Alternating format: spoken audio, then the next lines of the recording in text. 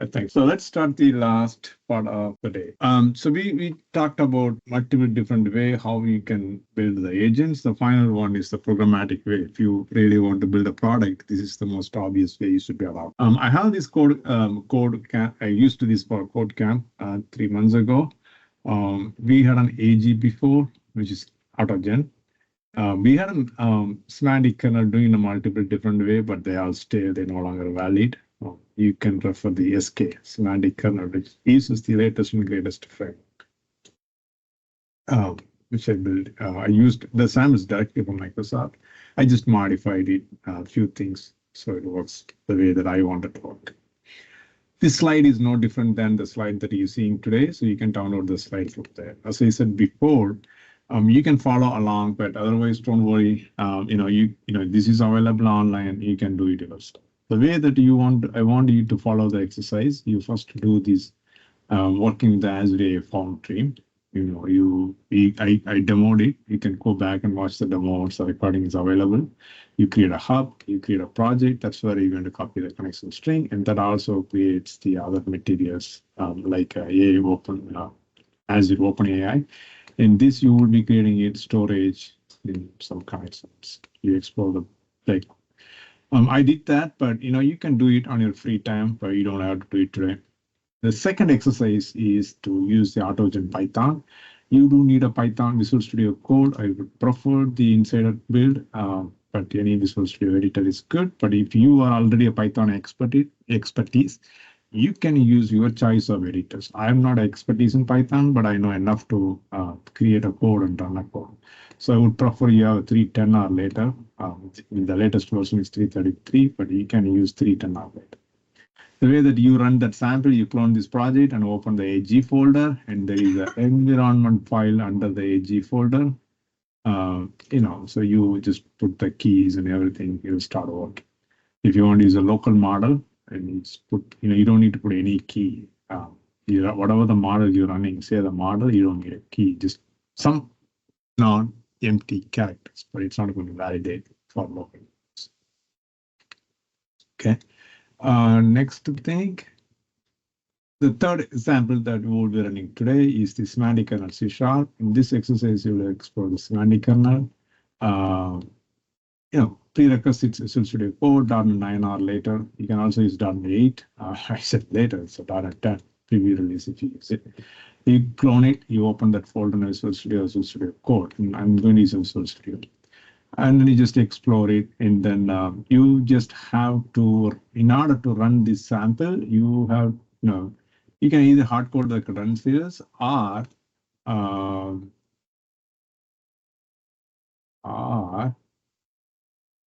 you can AZ login. Okay, so if I do it here, so you just have to do AZ login. Whatever the tenant that you want to log in, it's going to ask you a name, and then you complete it. Then it uses the local credentials. Azure credentials will bind to the local app and the cached credentials and enable the communication. Okay, so I just logged in, but you can do the same thing too. I'll just follow along. All right, so we talked a lot, right? So before I'm going to go reverse. This we already did it, so we are not going to cover here. I'm going to run these samples quickly. Before I run the samples, since we talked about the container and these, and I will walk you through a quick way of how to set up the container. Then we will run this sample. Then we will collect some feedback and inform the data. Right? If you want to run a Docker on your machine, you have to go to app.docker.com or docker.com. Sign up. I signed up using my account. You can go and download the container. So once you go to download, it gives you an option if for Windows or Mac or Linux, right? So if you are a Windows user, if you click on the Windows, then it gives you x64 or ARM-based. The ARM-based is the beta release. If you look at it, I know it downloads, but it downloads to WSL, I guess. I'm running ARM-based system. Okay, I'm running a beta version, but it seems to work great. So if you look at it over here, this is my machine is ARM-based. I used to have the Intel, but now I'm using ARM-based machine. I have it. I can see all my images, containers, builds that I've been running, and all those things. right? Once you have it running, it by default runs in a WSL, which is Windows subsystem for Linux. And that's all you need. And then if you want to create a project, so you can use a Visual Studio Code or Visual Studio. I'm going to walk you through from the Visual Studio. I create a project. Moment my Visual Studio comes somewhere, right? So create a new project. Then I'm going to create a simple console project. You can name it anything you want. Then click next. And the enable container support. That's all you need to do. And then you can pick the container that you want to run. You can run a Windows container or Linux, but ARM64 will not support Windows container because it needs the hypervisor. So ARM64 only supports the Linux containers. I will leave Linux, and then container build options obviously selected. Okay. Then you create it. It is going to create a console application in the Docker with the Docker file on it. Okay, so it creates the Docker file. You open the Docker file. It gives you, I think Dan gone through everything in much details. Here is the one thing that you need to look at is the entry point. It's going to put that DLL as an entry point by using the .NET. So it's going to open .NET space, the DLL, and whatever that output is going to be, that's what it's going to run. But these are the built-in properties. If you want to directly bundle it, you don't have to give it. But since it's a built-in properties, it needs to use to build the configuration, to build that file, package it, and then deploy. You can even do right-click and then publish. It will do that for you, right? If you want to publish to the Azure Container Service, you can publish to Azure Container Service. Okay. All right. So if I run, what will happen? Okay. So if I run this F5 over here, if I go back to my container console, you can see there is another console is came up over there. It's console app 3. That's what we were creating over here, right? So that runs and it ran and entered. But how do you know what it did, right? So you can go and look at all the details and how this is doing. Okay. So now it's the output. So it's still running now.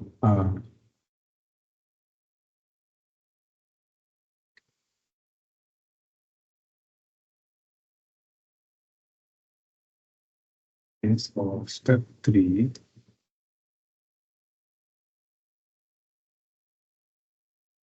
Logs, and you can see whatever the thing that it's going to write over here. So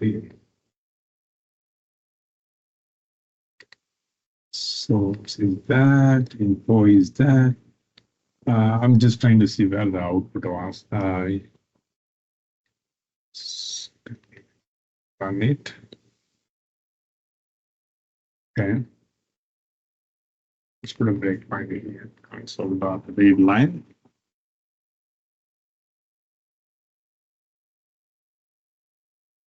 And run it.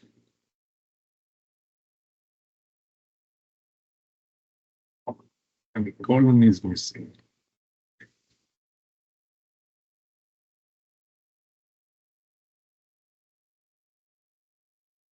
Okay, so it's waiting over there. So if we go back to the containers, right? Console 3 is running. You can look at it. And now you can see everything, images. Now where do you see output tab?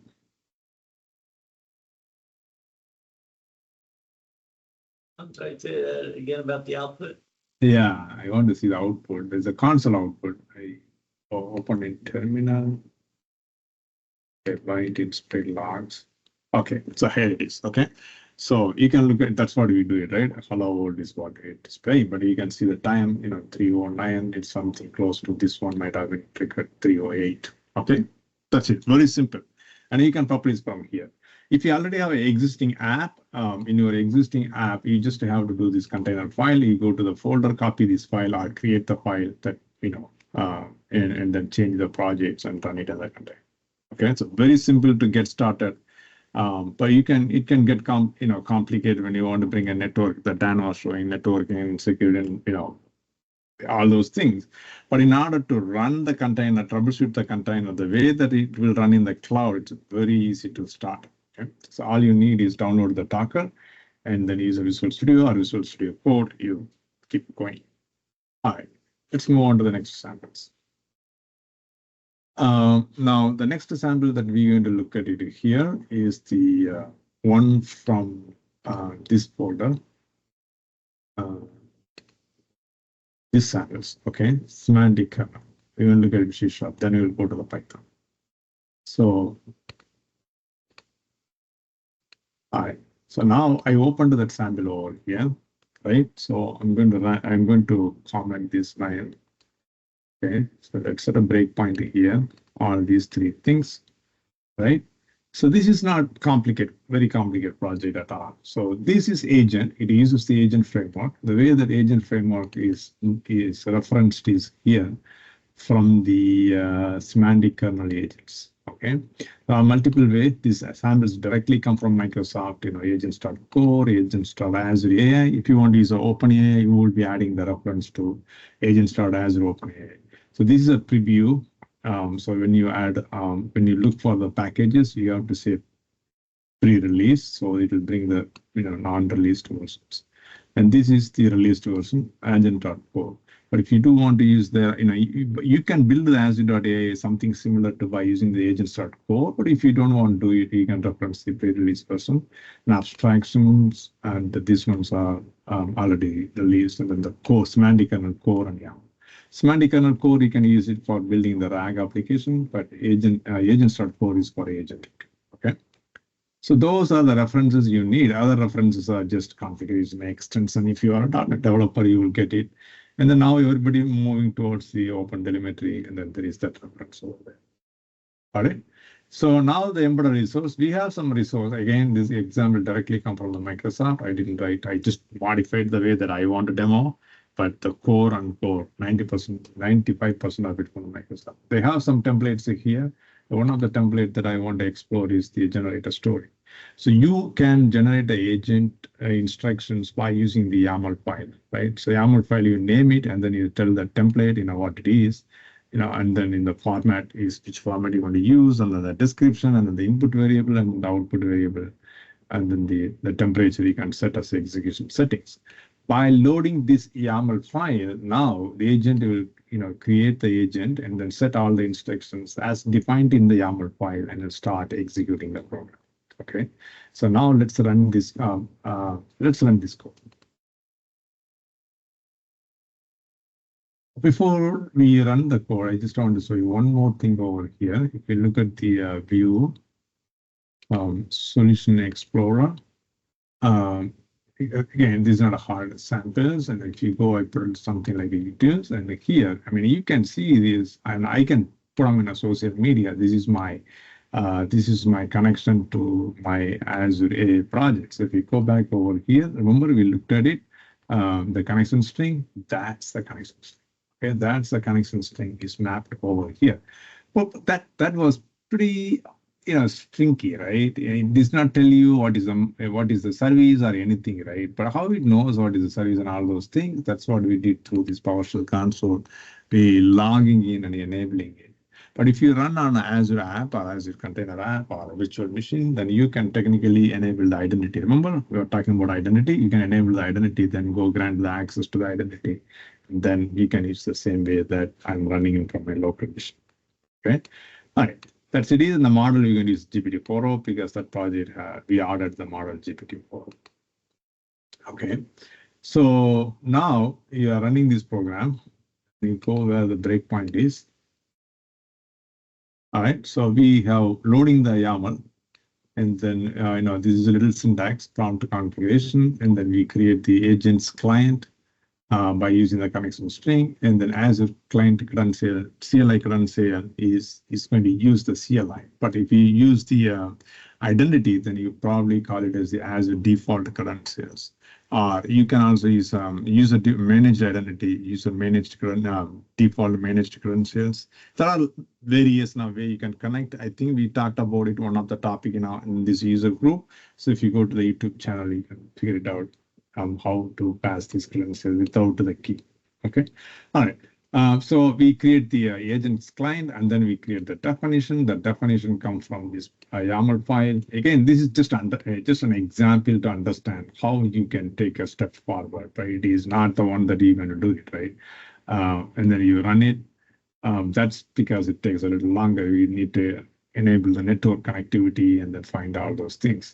And now this is little argument, the agent. This is the real agent that we are creating, Azure AI agent. That agent takes this definition, and then that's a client connection, is a template factory, kernel template factory, because we bring it from the file, and then we say the format. Okay, this is one way of doing it, but this is not the way you're going to do it. You know, build a real agent, which we will see it in the sample thing. We just pass some hard-coded sample metadata. You know, we're passing it over there, right? And then we're going to run it. If you agent run, right? So we create a thread. So in order to run an agent, they have a concept called a thread. So you need to create a thread. Once you create a thread, you run that one, which you don't pass the kernel arguments. And then if you look at the command line output, there is the command line.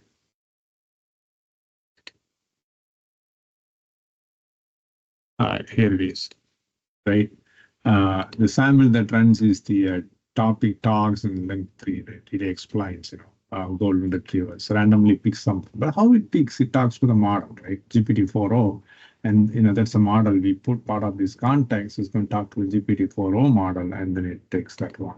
Now we change the parameter to do a cat instead of dog, right? That's how you override the parameters. Now, if you look at it, it's going to invoke that and then provide you an output, you know, the cat, the curious dog. Yeah, you know, we just talk about, you know, random things. So it gives you random things, and it's also emit your tokens, 141 tokens. So you will pay for it, right? And the input is a 60 tokens, output is a 81 tokens. So this all together, it consumes 141 tokens.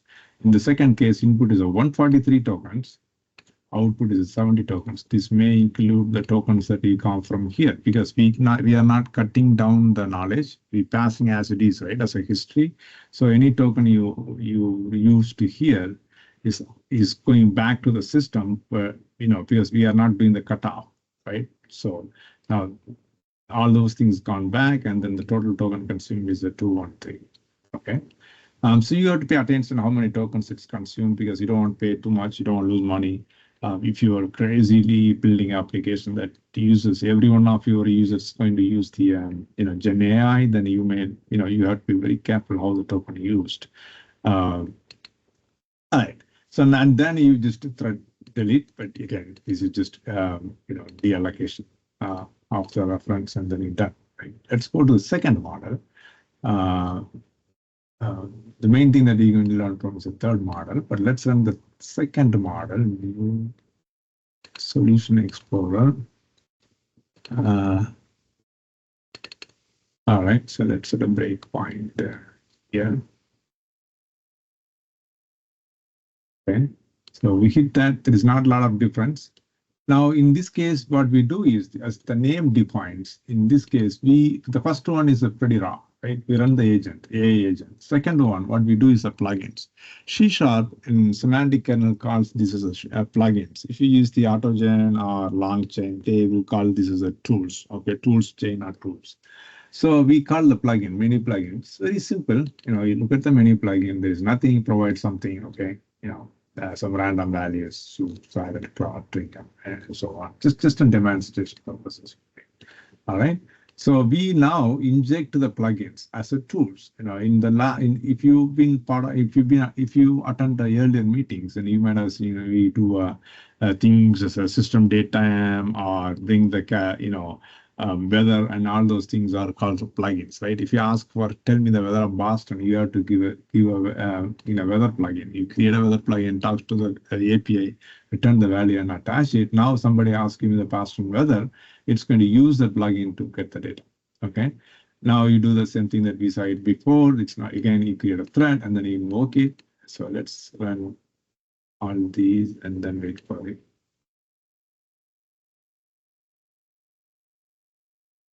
Done.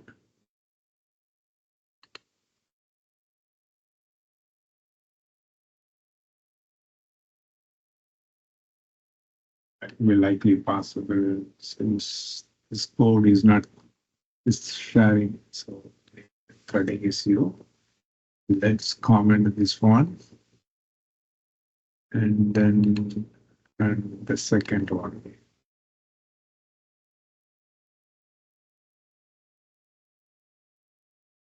Right? Right.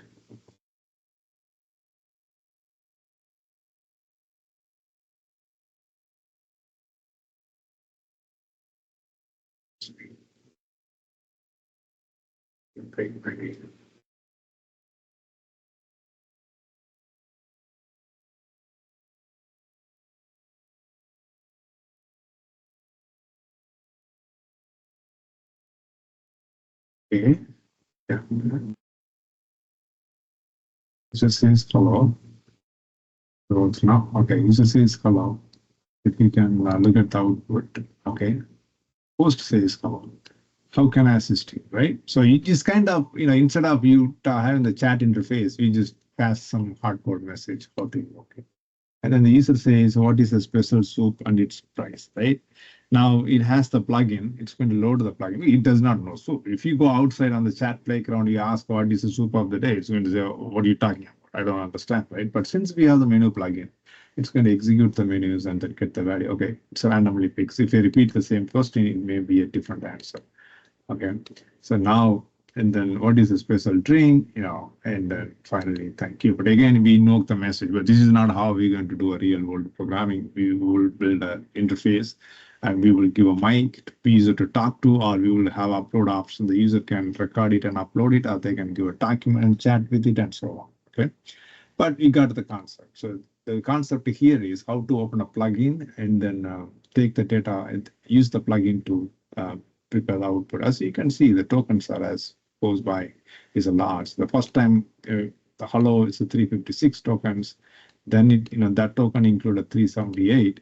Then there is a small variation included 715 and so on. Right, the tokens are increasing. So you just ran 4 queries, you consumed 745, 1400, 1450, about 2,500 tokens. You have to go find a calculator and see how much it costs. Maybe it's not dollars, it may be cents, but it's still something to consider. The another example is the same way, but it uses the another plugin called widget factory, right? But again, you got the concept, So you run it, run the plugin. Okay, so something wrong. Glitches over there. Then it runs. If you hit enter, it's going to enter the program.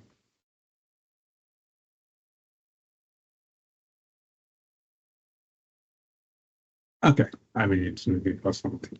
We create a beautiful red color user, widgets for me, right? So that's the one, and then it put the output, But you got the concept. If you really do it in an interactive mode in HTML, you will take the output and do the red color widgets for you, right?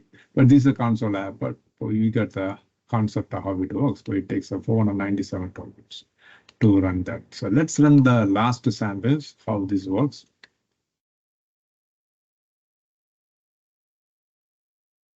Okay, that's the agent chat. So I'm going to set a breakpoint here. This is what we'll be building it. If you build a multiple agents, how it interact. All right, so let's run this one. So this is the agent. Again, that line is not new. So if you look at it, we created 2 agents. So one is the reviewer agent, another one is the writer agents. Okay, agent writer, agent reviewer. Okay, and the agent model takes create agent async. This is the model we have GPT-4o, and reviewer name which comes from here art director. Right, just a name. You can give any name, but it's always a good practice to give a meaningful name. If you are a writer, you give the writer name. If someone trying to do a feedback and then say you are a feedback, just give the appropriate name and then give a little instruction. What is their role? What they can do? It can include a positive instruction or negative instruction. Similarly, the copywriter name, and then you can call it as author if you want to. And then provide instruction. It can include both positive and negative prompt. Okay. So we get a reviewer model, and then the reviewer takes the model agent client. That's Azure AI agent. So we created the agent reviewer. Same way we created the agent writer. Okay. So and then you have to enable the group chat. So they work together each other, right? The group chat, you enable it by using the agent group chat, and then you can put one or more agents. In this case, we have 2 agents, and we can put those 2 agents. Say for an example, you want to book a ticket for your vacation, you will have 2 agents. One is the the booking agent, other one is the agent that looks for all the information for you and then bring it to your attention, right? So here there is the author and reviewer. Author cannot be the reviewer, then the things is not going to be correct. So author writes the critics, and then the reviewer reviews it based on the instruction provided to them. Okay. So this can get into crazy, right? Author writes and the reviewer says, no, it's not good, reject it. Author writes, the reviewer says it's not good, reject it. But they cannot continue forever. It is going to be a problem. So there is something called a termination strategy. Okay. So the termination strategy is when the author says the message contains approve. So when the approver sends it, he's always going to include some token called approve. When the approver sends, you notice the message that comes with the approve, but this could be the obvious. This is right now appears to be obvious message, but in a newer system, you can make it pretty tokenizable, unique characters. But when you see the message approve, and you're going to terminate it, okay? But what will happen? Both author and approver constantly talking, and they never come to one conclusion. Oh, we still want to terminate it because you don't want them to talk forever, but there is maybe a system craziness is going on. That's called max iterations. Okay. If in a 10 round trip, if they are not coming to a conclusion, the system is going to terminate. The task is done. Okay, it's waiting for a new task. You can give a 5 or 2 or 1 or whatever it is. Okay, so you can give some number. So you terminate by providing the termination strategy, or terminate by providing how many iterations they can interact with each other. Okay, so that's what we say with the group agent chat. And then the user input. Okay, so he writes the console. He can say write about Boston. Okay, so that's the user input. Now that message is added to the chat message, and then we going to invoke the chat. Okay, so if you look at the chat, this is the agent chat. We put the user message to the agent chat, and we just invoke the chat message. That's going to return the response in the chat message content, and we're going to write it back. Okay, finally reset everything. All right. So for good, let's run this one. We already have a breakpoint over here, and I'm going to run it and then watch this window. What it's doing. As we see the before, there may be some glitches. We have to user says made out of the egg. The assistant says copywriter recycling the whole part. Okay, it ended so fast, but it says approved. Assistant says, yeah, copy suggests externality but lacks on evaluate, blah blah blah. Okay, so revise not approved. Okay, is completed true, but I don't know why this entered over here. It should still go in a continuous loop. Okay, let's run it, rerun it again.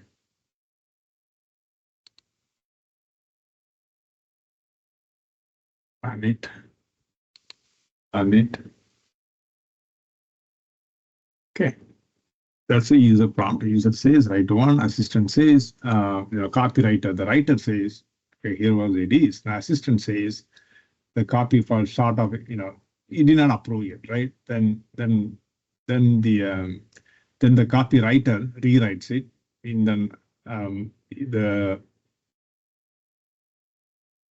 as you can see, this is getting in a flow. Okay, so it's either it's going to go 10 iterations or it's going to come false. So if you look at it, it's already reached 10 iterations. It did not complete it. That's what it's saying. Okay, so it constantly start complaining. Okay, there is something is lacking, but it reached 10 iterations, so it did not complete it. So if you go and run back again, the first time when we run this code, it's completed, but this time it's kind of lag, so it did not complete it, right? The user says that's a prompt, and then assistant, okay. Copywriter writes it, and then the art director, you got the concept. Let's see whether it's going to complete or it's going to end in a bad mode. We'll see it, but let's wait for it. Okay, the completed fast. We didn't complete either, but it's a complete. But you got the concept. If we can increase the iteration to come to a conclusion that they both are working together. Well, how they achieve the goals together is because we set them the instructions over here, right? So close this one. We set some of the instruction over here, how to behave. This is their behaviors, okay? This is their behaviors, okay? And based on the instruction given to them, they're going to react to each other.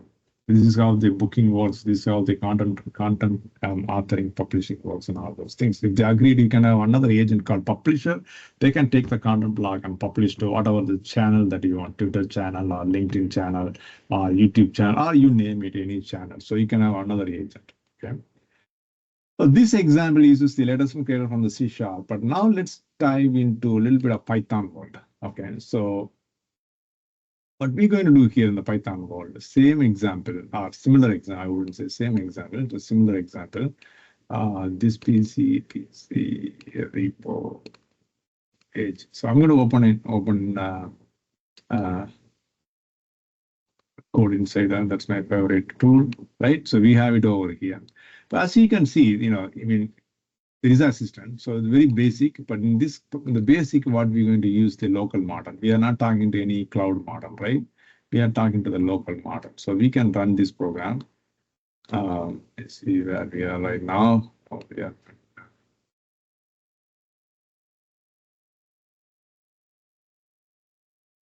Okay, so let's take the virtual environment. Copy path. Yes, I'm in the virtual environment. I'm going to run this program, Python. Let's close the environment over here. Demo 1 dash basic.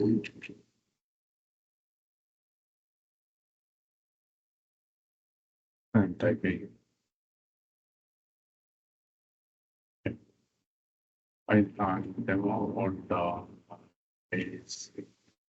Python, right? So if you look at it, it's going to work at the code again. If you look at the code, this is using the local model. This is not using the cloud model at all, right? So looking for the message, I say write about Boston in 20 words. Okay, I don't want to waste the time. Okay, so this is going to use the model that I'm in locally here, whatever the model I'm run, and then it tells me everything that I want, right? Good. So what we did here, we create the connection, which is the Ollama client. When we use the Ollama, and then this is a method called class called assistant agent, and we say the name, we say the system message, just like how we saw in the Csharp. We pass in the connection string, and then we take the stream mode. So that's why it prints the character as it gets the result, and then we executing it. Okay, and this one, what we're going to do is the same exact example, but we're just going to run in a multiple messages, how we can see it over here. Okay, so let's go back, and in this case also it's going to use the Azure model. So what will happen if you use the local model?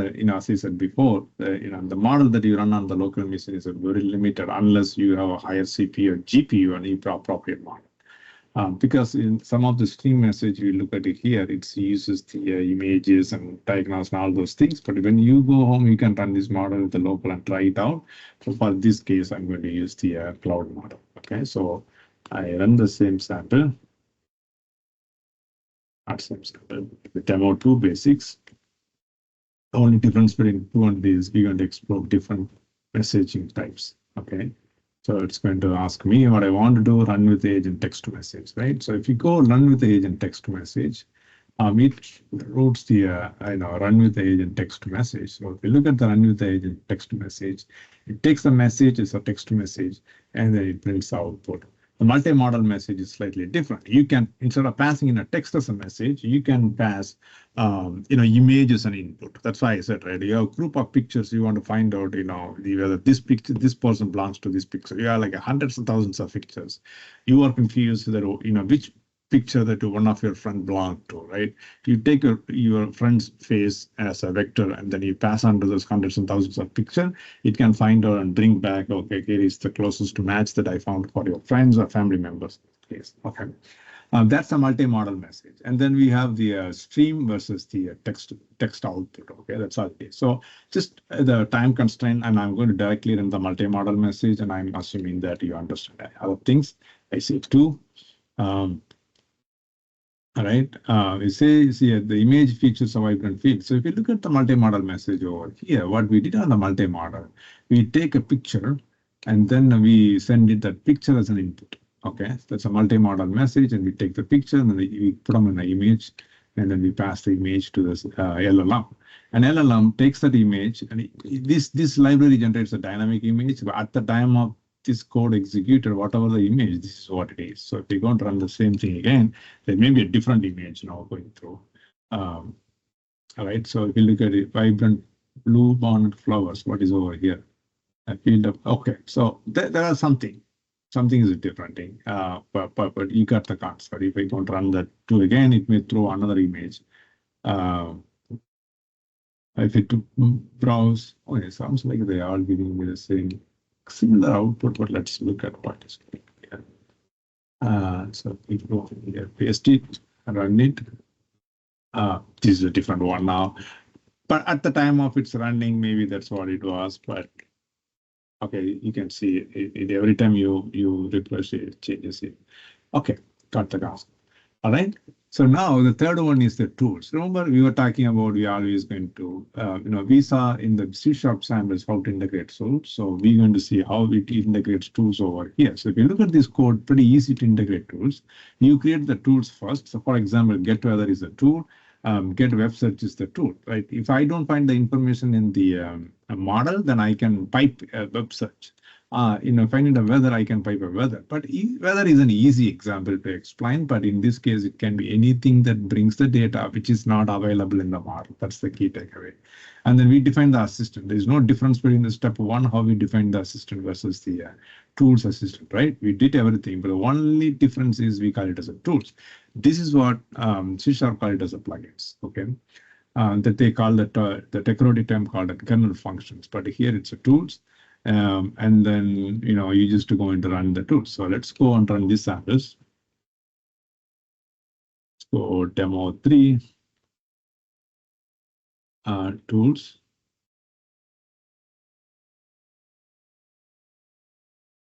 .py. To demo 3.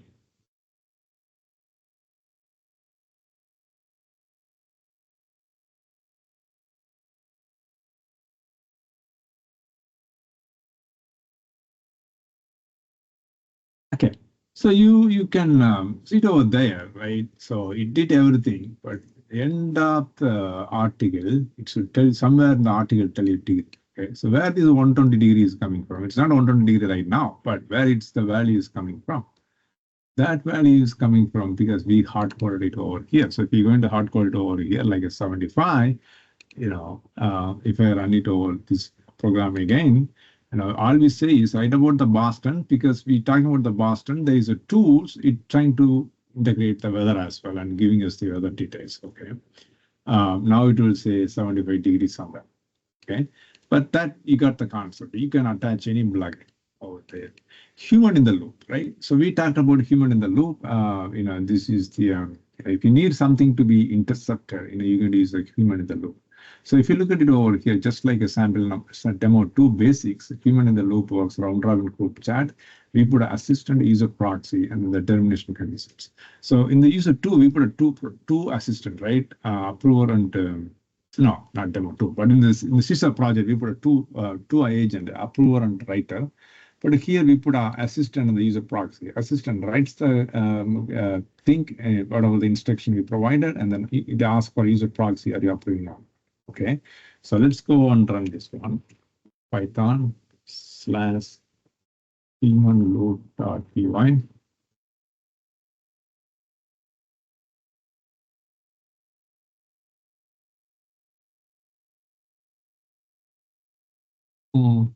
Dash.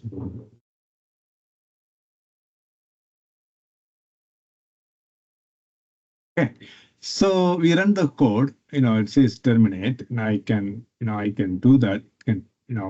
But I keep entering it. It's keep going to go. Enter a response. I can say approve. I'll say why it said that, and then it approved and entered it. But why it went multiple times, right?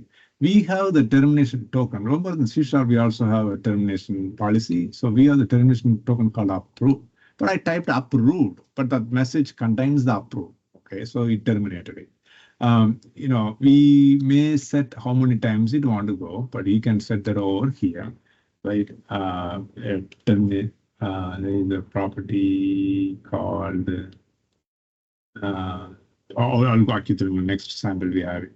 How many iterations you want to go? Okay, so I think here it is. Termination condition is equal to termination, and then there's another property called list termination conditions max turns. Okay, this is called max turns. So you can say max turns, but we did not say max turns, so it's going to go crazy until someone says the word approved. Okay, but if you would have said max turn 2, then it would have terminated exactly over here. Okay, that's another example. You'll see it. But again, it's a very close examples how C# and Python works. Let's go to the next one.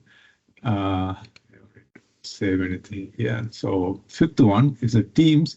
If you look at the code, we have the assistant, which is the primary assistant, and then the critics. This is the same example, similar example you run on the C#.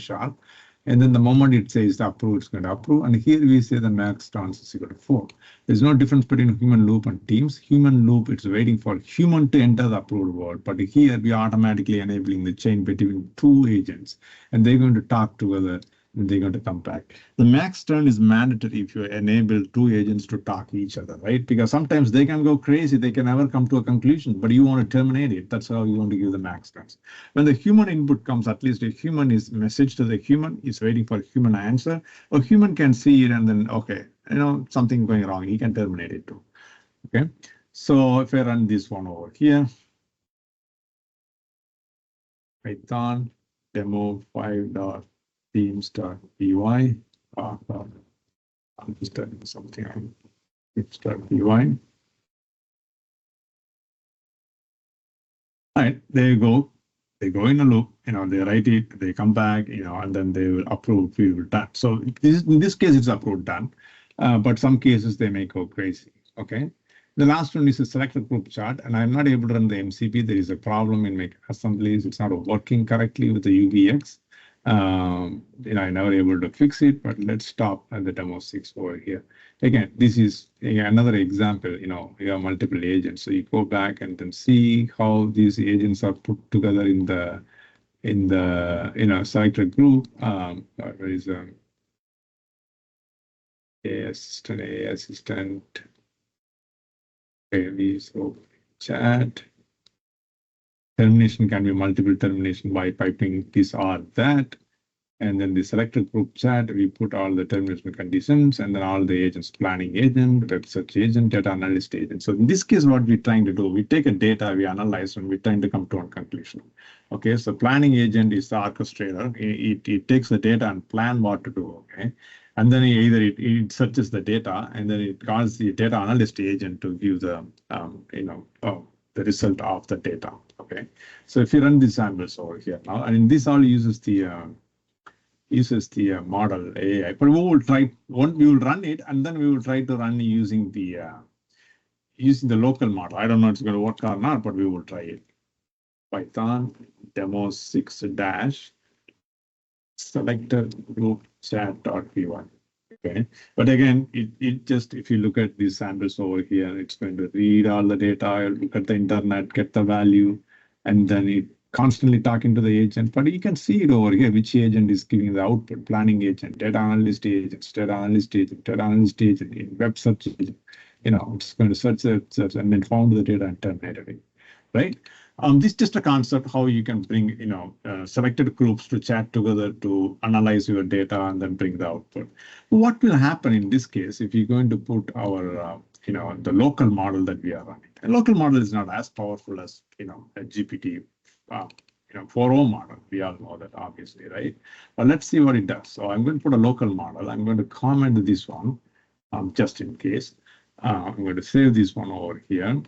And then if I go and run this code again, I don't know what is going to happen, but I don't know local model can do anything, but let's see it. Okay. So we run this group now. It's already taking a little time. I think it's maybe not working. I don't know.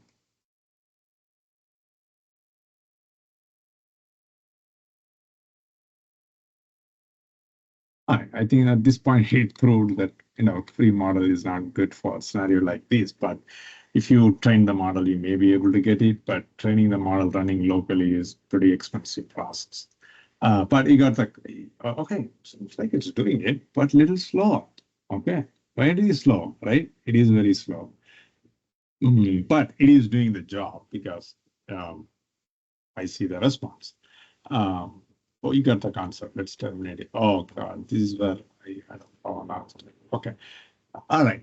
So we learned how to run these Python samples, and we learned how to run the Csharp samples, and we had a little bit of experience of watching me doing the AI Foundry. But now when you go home, you can go to this repo, and if you can run on samples, we can create AI Foundry. That will be awesome experience. You can ignore the other stuff. All right. Any questions?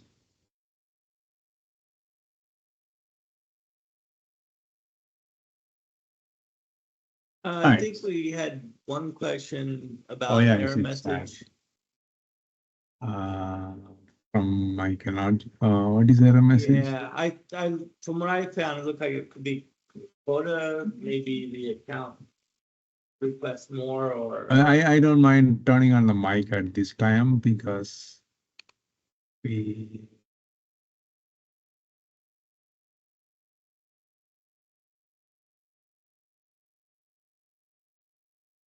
Mute you too.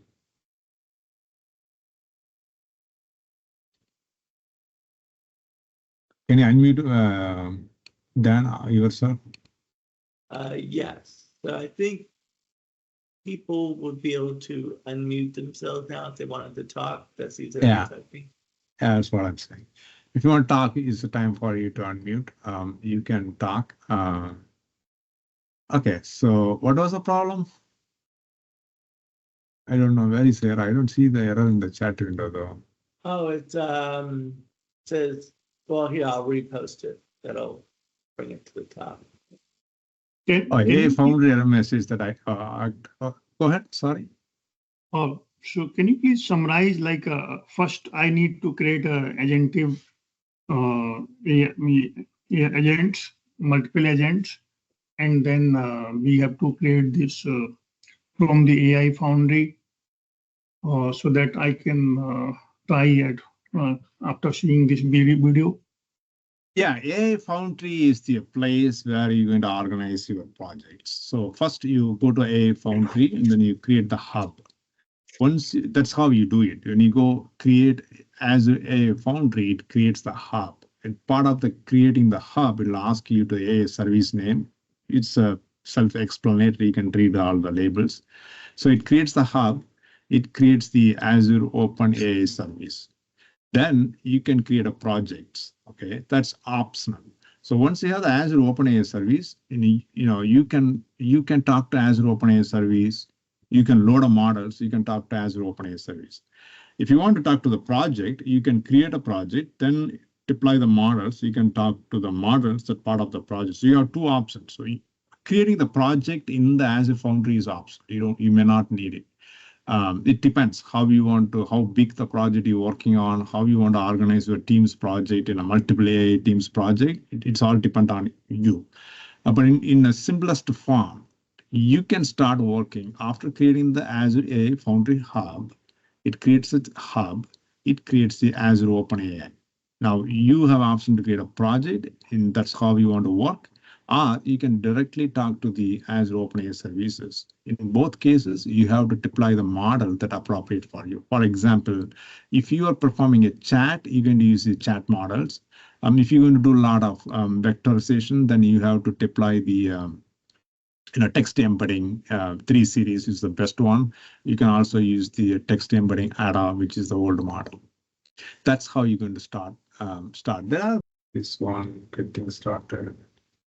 It could be this one, Azure AI Studio. In the old term is AI Studio, now the Foundry Hub. This is the okay. So when you're saying like Azure OpenAI, so that is different from OpenAI or? It's Azure OpenAI is a wrapper to OpenAI. Okay. But you deploy separately. For OpenAI, you're going to go to OpenAI site and you create a model and then you work with it. Azure OpenAI, you come to Azure. Azure wraps the OpenAI behind the scene and gives you as Azure OpenAI. Okay. But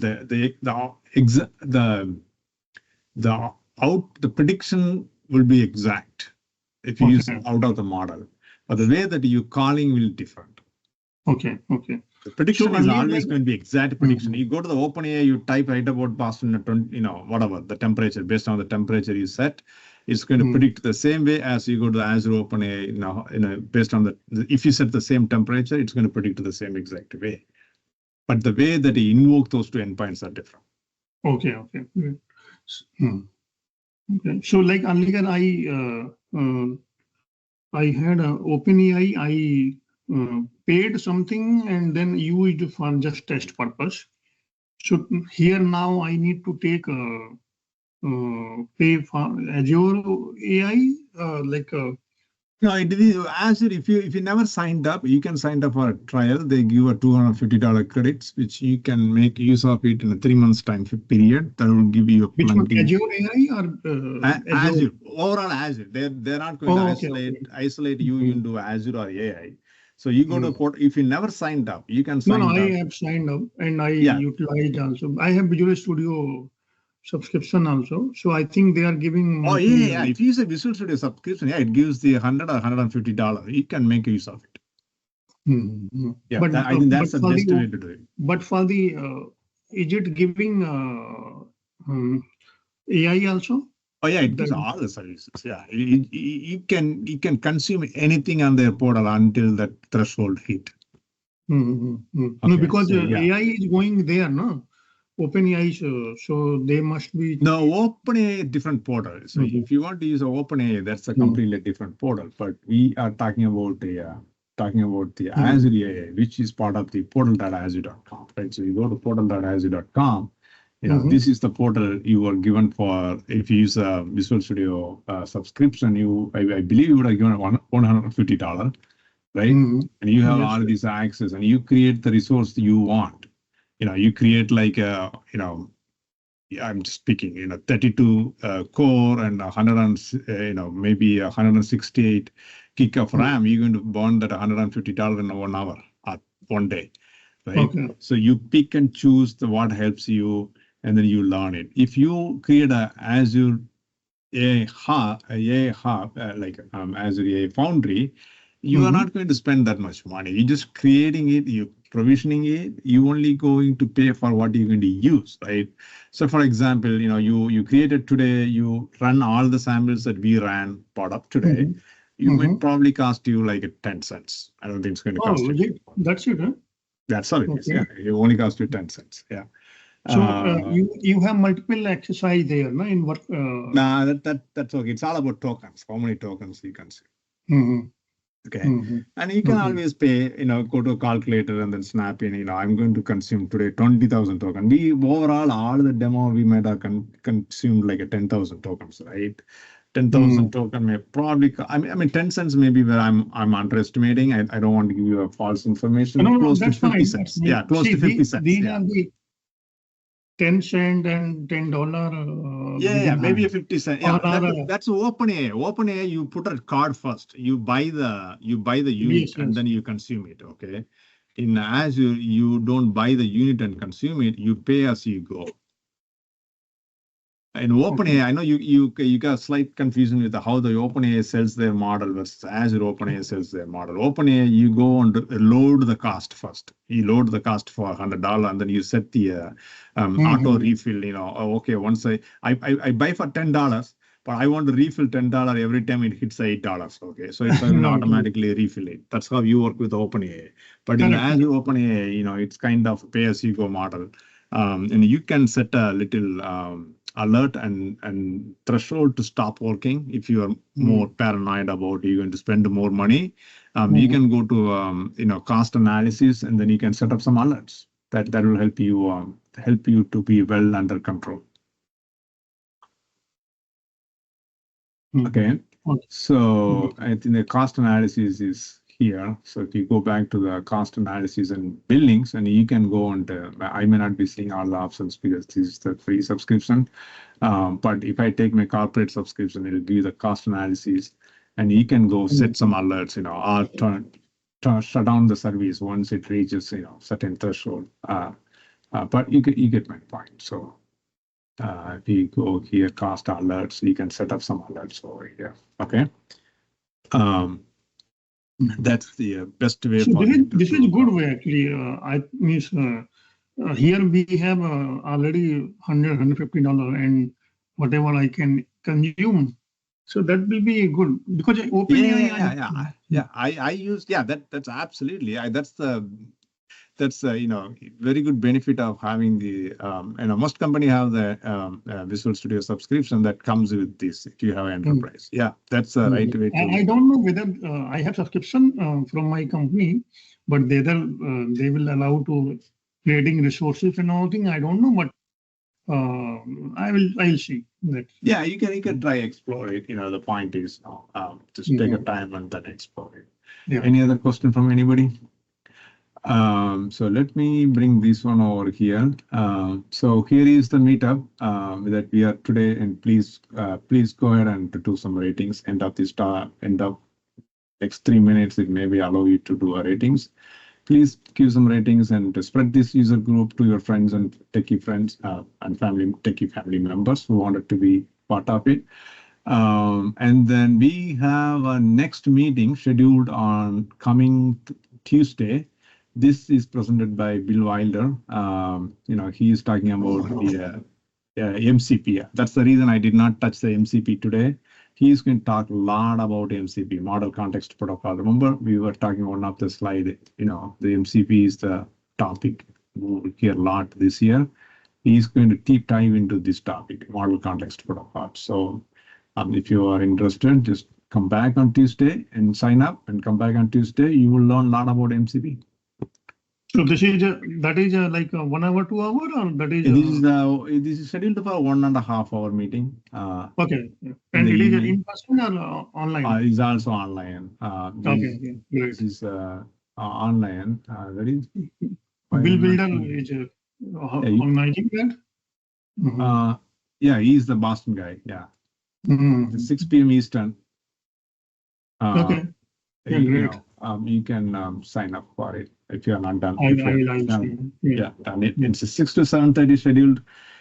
We start sharp. Some reason, we give it like a couple of minutes delay, but otherwise, most of the time we're trying to start 6:05 is the latest. We'll start the meeting because there is no point of waiting 15 minutes for online meeting.